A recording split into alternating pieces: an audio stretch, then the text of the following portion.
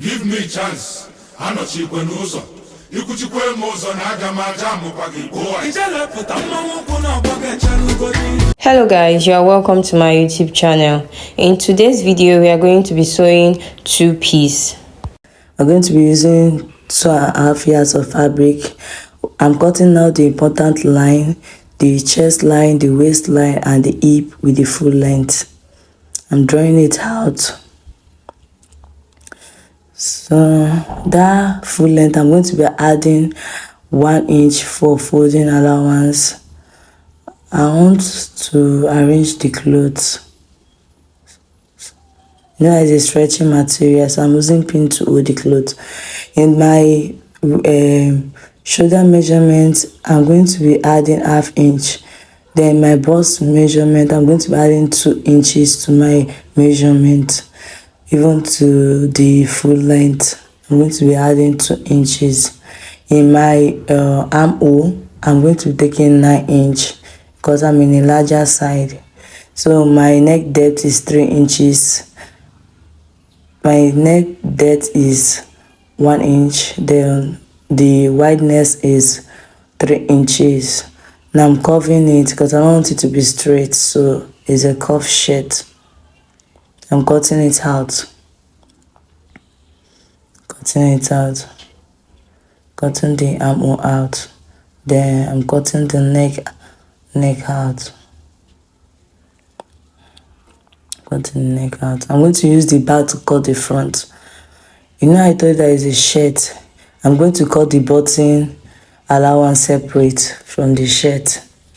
But I'm going to be adding 1/2 inch to add the button O to the front shirt. Now I'm cutting it and being very careful because I don't want it to sheet. I want it to be the same measurement. And I want it to be curved. Then I'm coming back to trim the excess out. So I'm being very, very careful. I don't want any allowance when I'm sewing it. I have to come and be cutting it out again.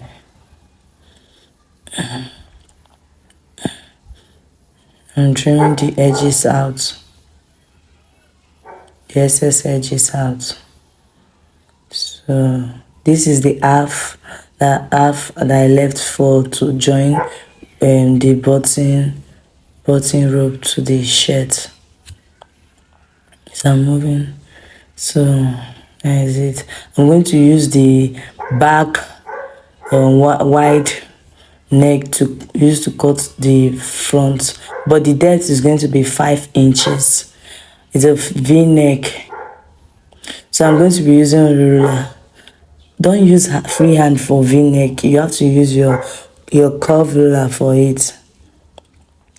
If you want your own to show your body, your chest, you can use 9, but me, I'm using 5 inches.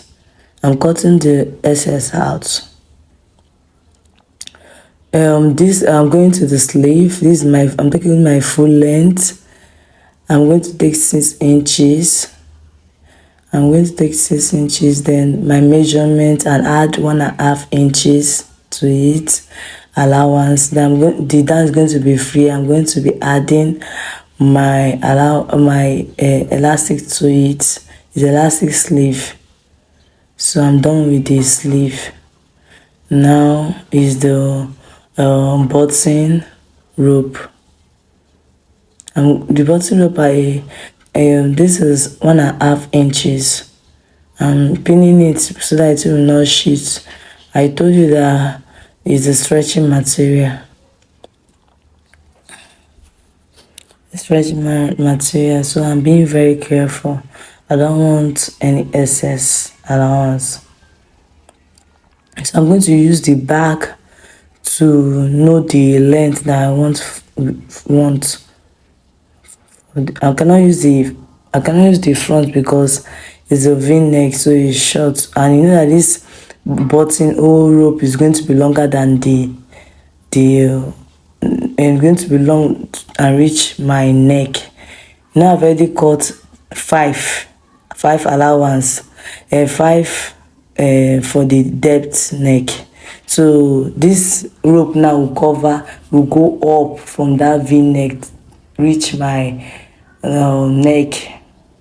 So the only thing I remove from the up rope is just 1.5 inches, because I don't want, this is not a collar shirt, this is a rope, shirt.